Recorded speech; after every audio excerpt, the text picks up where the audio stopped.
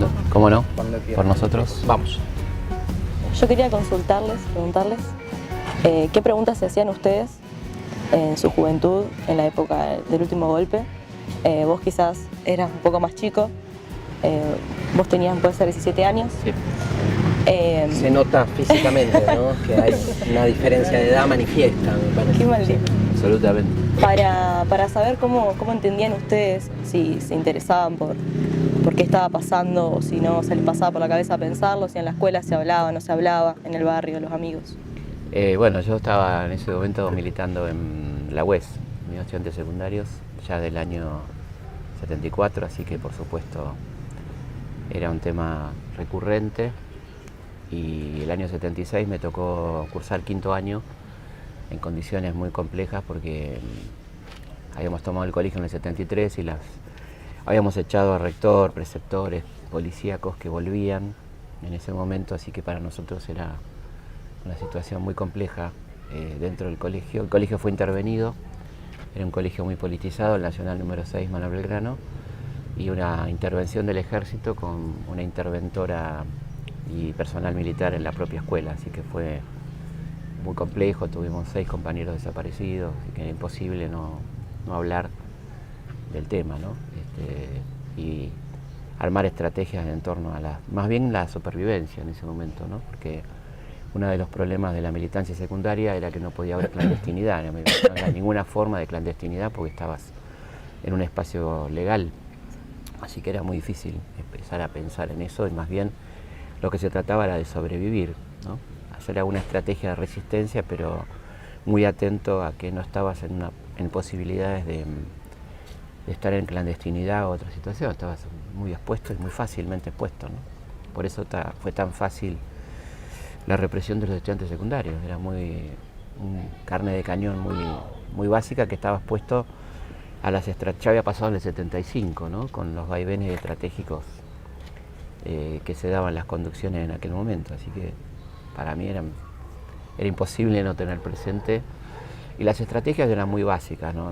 Sería mentir decir que estábamos elaborando algo porque no teníamos ni forma, ni tiempo, ni capacidad para hacerlo, ¿no? En ese contexto puntual de lo que era la escuela secundaria, ¿no? Y sí, lo que se trataba de hacer era aprovechar lo que aprendía. Yo tuve la suerte de tener una profesora de historia que me marcó mucho, que era una tipa genial, que en ese contexto nos hacía pensar cuidándonos y cuidándose, y eso uno lo valoraba muchísimo, ¿no? En esos momentos tan horribles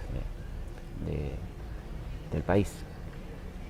En mi caso, yo nací en el marco de una familia de clase media, comerciante, que ni bien se produjo el golpe, lo que hizo básicamente fue como tapar toda la situación, más del común del ciudadano argentino que decidió como no involucrarse.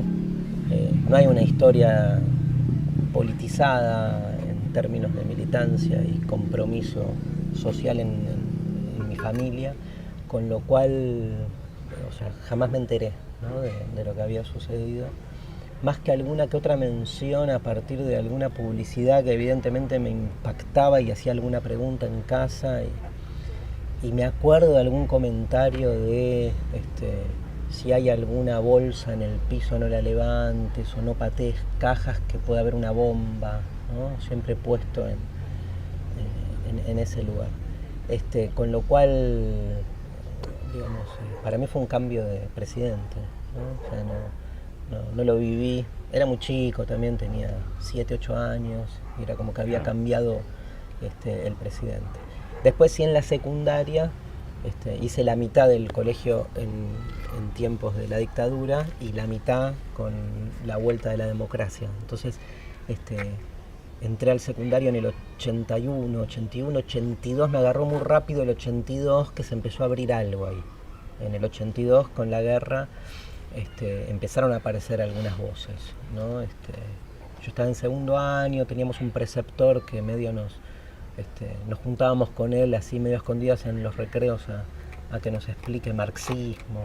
Habíamos armado así como un grupo de trotskitos, que éramos muy chicos y nos copaba, y teníamos eso, pero poco. Después sí, en el 83 La apertura para muchos de nosotros fue muy impactante porque entramos a un colegio con uniforme, un colegio público, con el pelo corto, y de repente se dio el retorno de la democracia. Pero el día del golpe, en mi caso, pasó nada, ningún registro.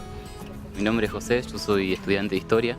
La pregunta que yo quería hacer era, por ahí, ¿cuáles eran los factores o cómo explicar ese apoyo, esa adhesión de gran parte, no sé si de gran parte, pero de un porcentaje importante, digamos, de la sociedad, sobre todo de la clase media, a la dictadura?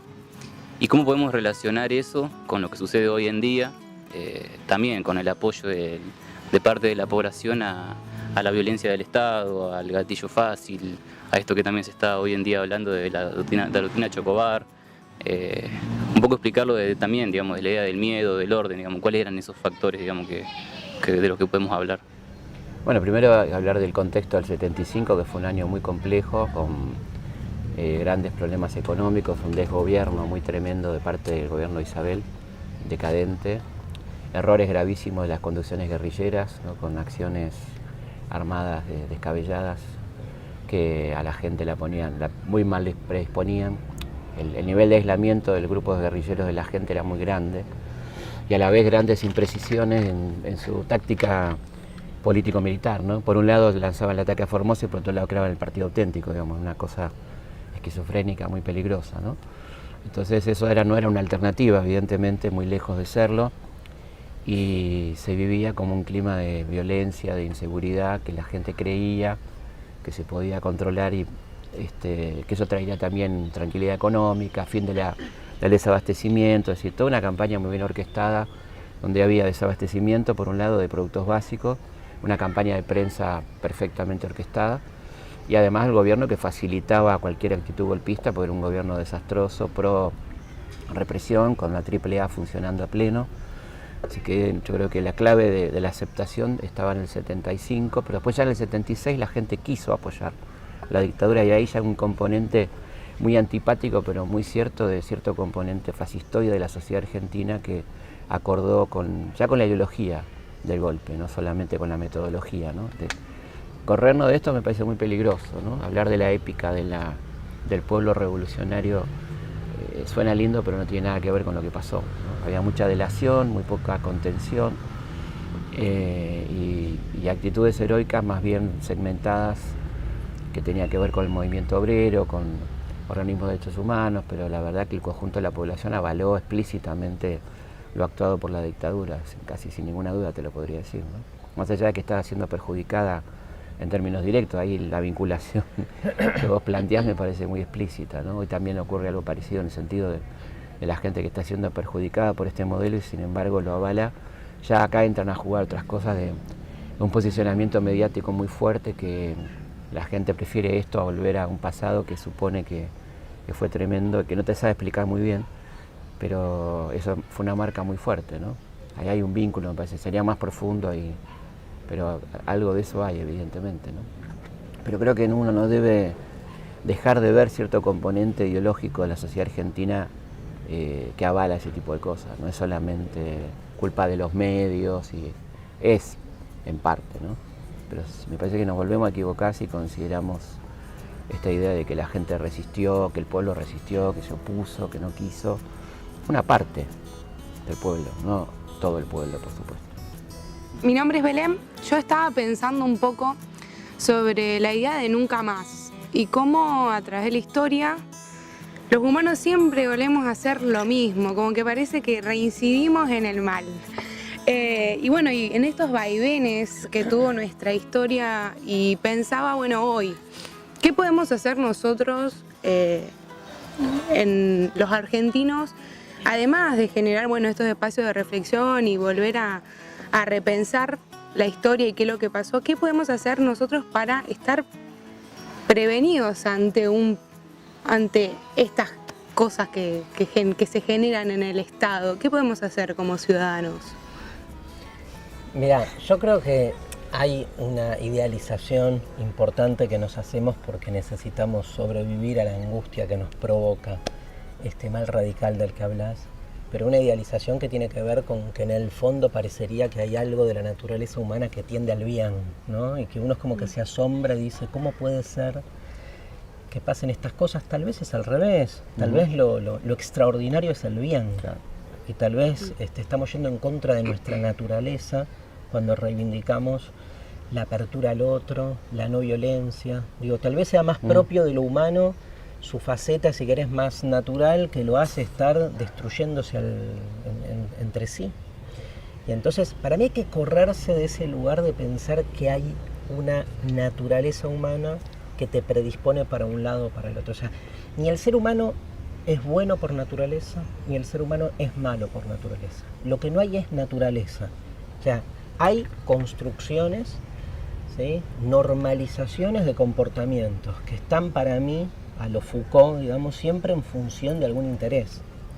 Entonces, la doctrina Chocobar, todo esto de lo que hablábamos, tiene que ver con un tipo de condicionamiento que hace que el ser humano elija, diríamos, ciertos criterios, ciertos valores. Digo, nadie se agarra de los pelos cuando la policía va y le pega palos a quienes se considera que están perturbando.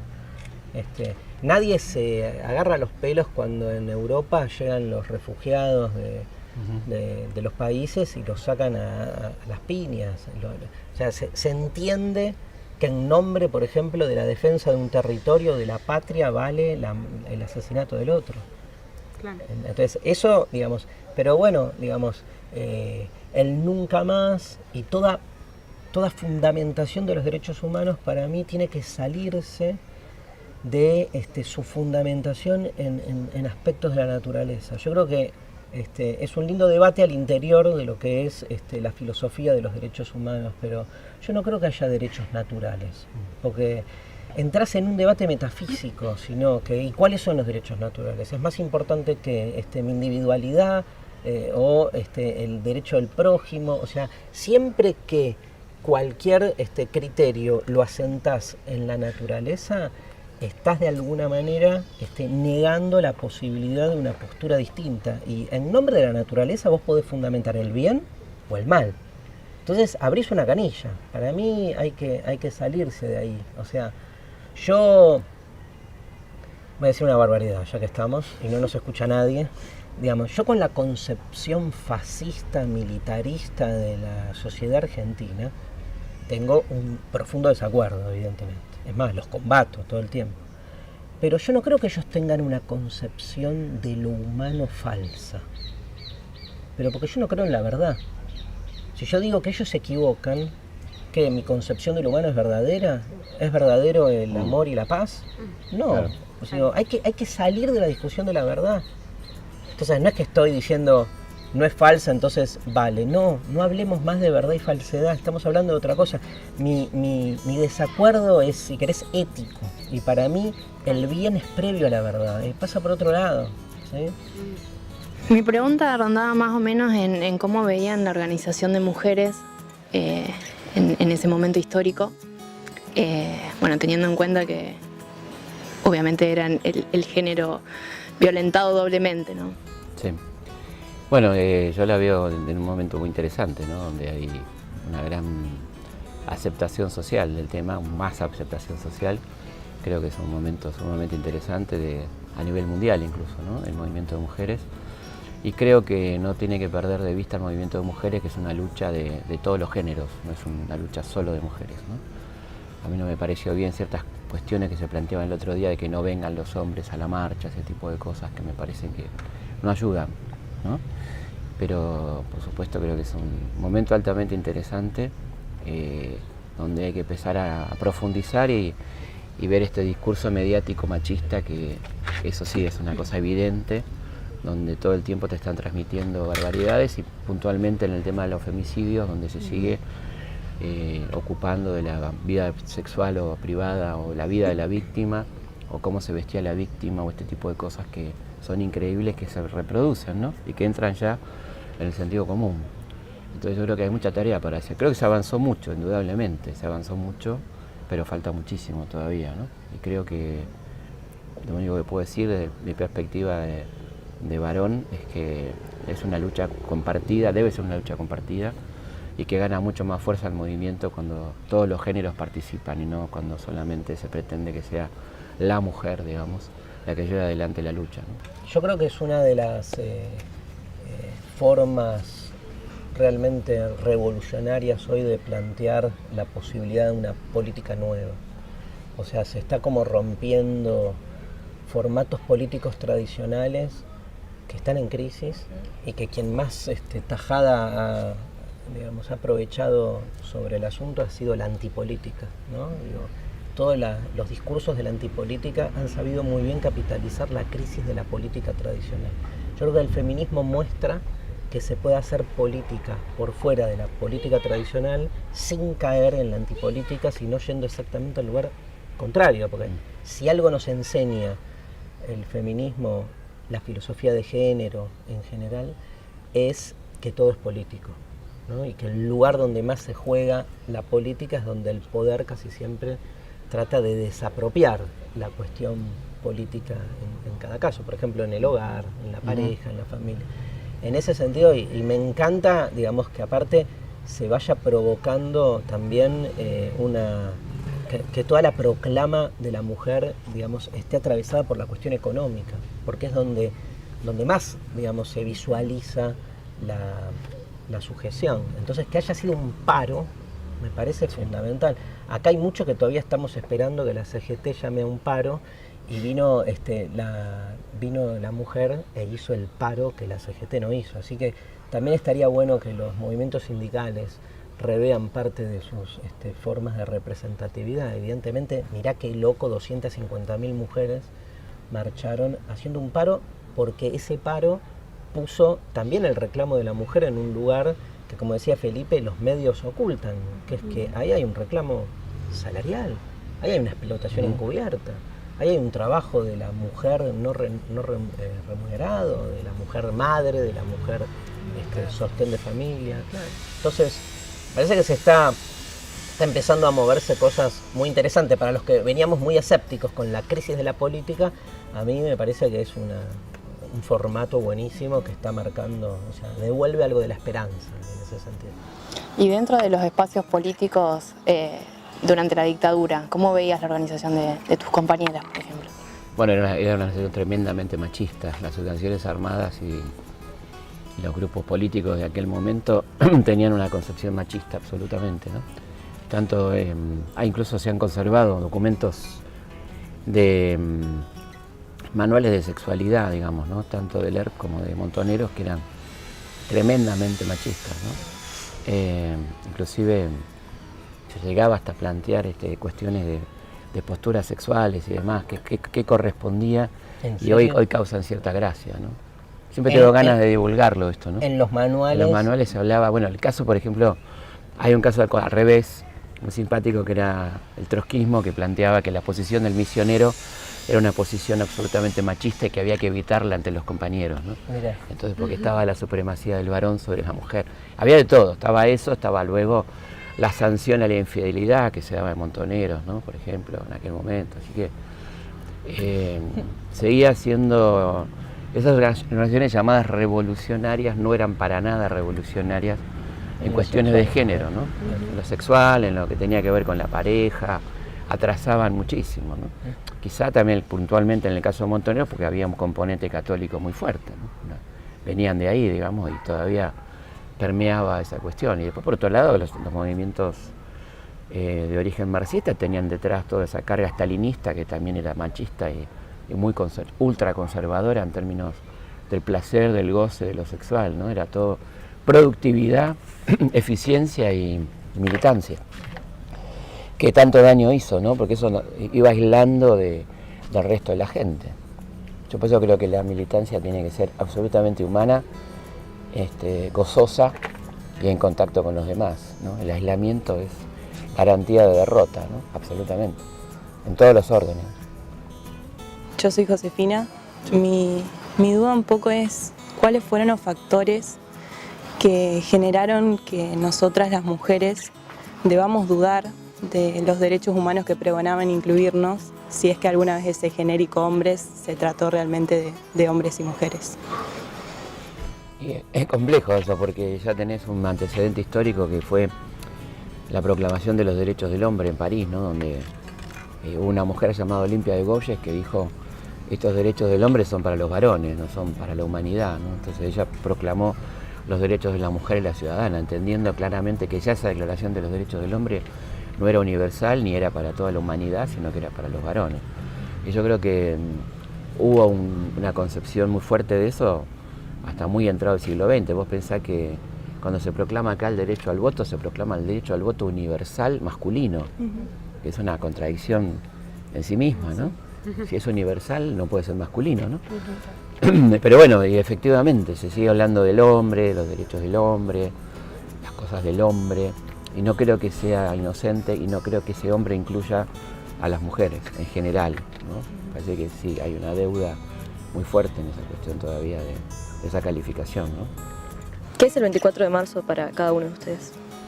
Para mí una cita de honor, digamos, en la plaza y trabajar la semana previa muy fuertemente en la memoria con mi función de historiador, digamos, recordarle a la gente lo que pasó en ese momento. Por lo menos darle la oportunidad. Yo creo que eso ya tiene que ver con que la gente se interese y a partir del deseo lo haga, ¿no? La verdad que imponerlo es imposible y ahí ya entramos en cuestiones de voluntad. Creo que lo mejor es darle la oportunidad a la gente de que lo haga, ¿no? Ya ahí ya entra también la calidad humana de cada uno y si tiene interés o no, ya entramos en un terreno complejo, pero para mí es eso básicamente, ¿no? El recuerdo a mis compañeros, de muchas cosas, de momentos que viví, y siempre algo muy fuerte, pero lo vivo como... Me da mucha alegría ir a la plaza, no me melancoliza, me parece que me da mucha fuerza, ¿no? Ver a tantos jóvenes, que es lo que más te da fuerza, ver tanta gente que no vivió para nada eso, que no tuvo nada que ver con eso directamente, que rompe la pelotudez del retrato autorreferencial, conservador, que si vos no lo viviste, ¿no? Como descalificando al que no lo vivió, como que no puede resignificarlo, con lo cual la historia queda anulada, porque yo no viví las pirámides de Egipto, ¿no? Entonces no podría hablar de Ramsés, por ejemplo. Es un concepto muy pelotudo, pero muy frecuente, el de no la viviste, y yo creo que acá funciona justamente al revés, ¿no? Los que no la vivieron quizás son los que más se movilizan en esta circunstancia, que me parece muy emotivo, muy energizante para nosotros, ¿no? Por lo menos. Yo contesto con una frase de Benjamin, que en la tesis de la filosofía de la historia, la sexta termina diciendo lo siguiente, y ante la pregunta ¿por qué el 24 de marzo? Él dice: porque ni siquiera nuestros muertos estarán seguros cuando el enemigo venza, y el enemigo no para de vencer. Como no para de vencer, hay que seguir conmemorando el 24 de marzo. Dale. ¿Listo? Bien. ¿Nos vamos? Vamos. Chao, nos vemos. Dale. Muchas gracias. Chao, nos vemos. Muchas gracias. Gracias a ustedes.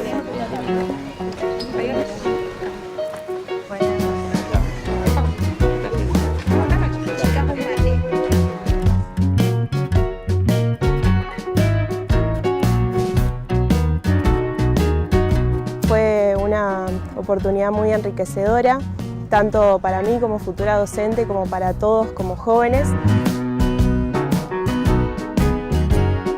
Tener un contacto directo con personas que son importantes y que muchas veces las tenemos como un poco lejanas, y justamente tener un espacio también de enriquecimiento para poder charlar y debatir temas que nos interesan tanto a ellos como a nosotros.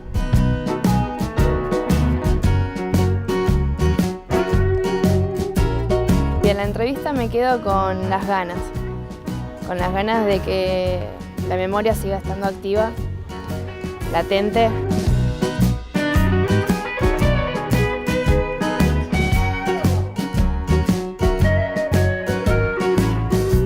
¿Podríamos sacar una foto todos juntos? Sí, después.